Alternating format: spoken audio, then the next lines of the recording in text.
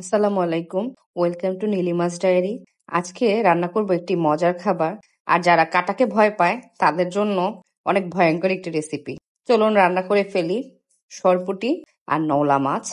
এই মাছগুলো খেতে খুবই মজা, কিন্তু এর মধ্যে অনেক কাটা থাকে। আমি কাটাকে ভীষণ ভয় পাই, কিন্তু আজকে কেন যেন মনে হলো এই মাছটা দিয়ে বেগুন আলু দিয়ে রান্না করলে ভালোই লাগে। তাই আজকে এই মাছটাই নিয়ে নিলাম।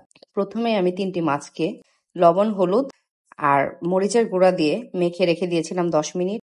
এরপর প্যানের মধ্যে নিয়ে নিয়েছি পরিমাণ মতো তেল।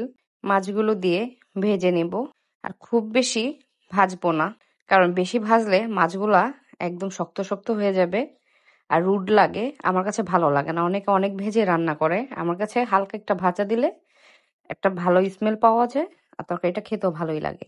মাছটা এক পাশ হয়ে গেলে উল্টে দিচ্ছি, এরপর তুলে নিব। আপনারা কারা কারা এই নদীর মাছগুলো খুব পছন্দ করেন আমাকে কমেন্টস করে অবশ্যই জানাবেন। আমার কাছে খুব ভালো লাগে, কিন্তু কাটা বেছে খেতে অনেক কষ্ট লাগে। তখন মনে হয় না, থাক, খাবো না। কিন্তু আজকে কেন যেন হঠাৎ অনেক খেতে ইচ্ছে করলো। আর সরপুঁটি মাছ আমি অনেক ভয় পাই। ছোটবেলায় একবার আমার গলার মধ্যে সরপুঁটির কাটা বিঁধে গিয়েছিল, আর এরপরেই আমার টনসিলের অপারেশন করতে হয়। এরপর থেকে এই মাছটা দেখলে ভালো লাগে, কিন্তু ভয়টা লাগে বেশি। এরপর মাছগুলো তুলে নিলাম। এখন ভেজে নিচ্ছি বেগুন আর আলু। বেগুনের মধ্যে অল্প একটু হলুদ গুঁড়া আর লবণ দিয়ে ভেজে তুলে রাখবো। আর বেগুনটা এক পাশ করে রেখে দিয়ে এর মধ্যে দিয়ে দিলাম আলু। একের ভিতরে 2 করে নিচ্ছি। সময়টা অনেক কম ছিল তো, এর জন্যই যত তাড়াতাড়ি সম্ভব করার চেষ্টা করছিলাম। ভীষণ ক্ষুধা লেগেছিল। আলুটা আরেকটু হবে। আমার মতো কারা কারা এরকম ফাঁকিবাজি রান্না করেন আমাকে একটু কমেন্টস করে জানাবেন। সময় স্বল্পতার কারণে করতে হচ্ছে। আর আমার কাছে রান্না করতে খুবই ভালো লাগে। কার কেমন লাগে আমি জানি না। আলু হয়ে গিয়েছে, আলু তুলে নিচ্ছি। আমি এই তেল দিয়েই মাছটা রান্না করব। অপচয় করা একদমই ভালো না।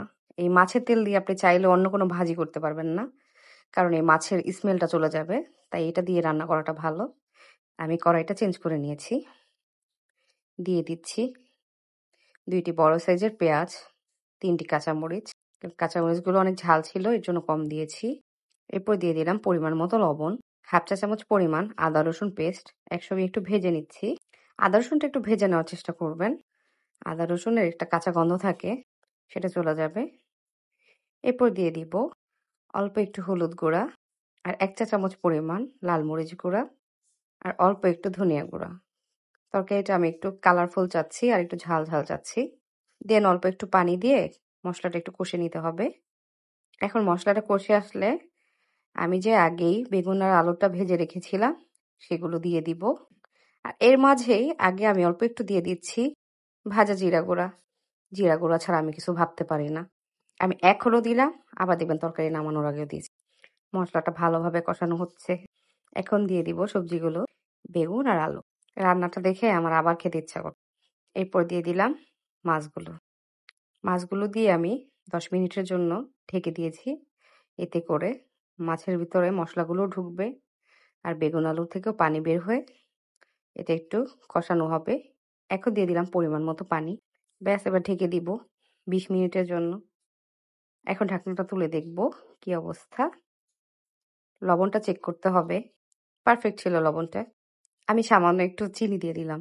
ভালো লাগে মাঝে মাঝে এক্সপেরিমেন্ট করতে। সামান্য একটু দিয়েছি, খুব বেশি না। এটা চাইলে দিতেও পারেন, নাও দিতে পারেন। আমার মন চাইলে একটু দিলে মনে হয় ভালো লাগবে। আসলে তরকারিটা মাশাআল্লাহ অনেক মজা হয়েছিল। ব্যাস, হয়ে গেল আমার সরপুঁটি আর নওলা মাছের কারিটা। কার কেমন লেগেছে জানি না। আমার কাছে এসব বাঙালি খাবার কিন্তু খুবই ভালো লাগে। বাট আমি পোলা মাংস অনেক পছন্দ করি, কিন্তু আবার মাছ না দেখলেও খারাপ লাগে। তো এই তো হয়ে গেল মাছের কারিটা। সবাই ভালো থাকুন, সুস্থ থাকুন। আর ভিডিওটি কার কেমন লাগলো আমাকে কমেন্টস করে জানাবেন। পরবর্তী ভিডিও দেখার জন্য আমন্ত্রণ রইল। সেই পর্যন্ত আল্লাহ হাফেজ।